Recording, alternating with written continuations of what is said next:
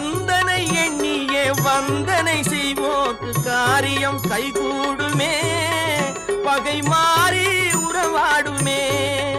சிவமைந்தன் அருளாலே மெய்யறிவுண்டாகி மேன்மை உயர்வாகுமே. ஐயன் முருகனை கூப்பிட்டு முறையிட்ட பேருக்கு முற்றிய வினை தீருமே. முருகனை கூப்பிட்டு முருகா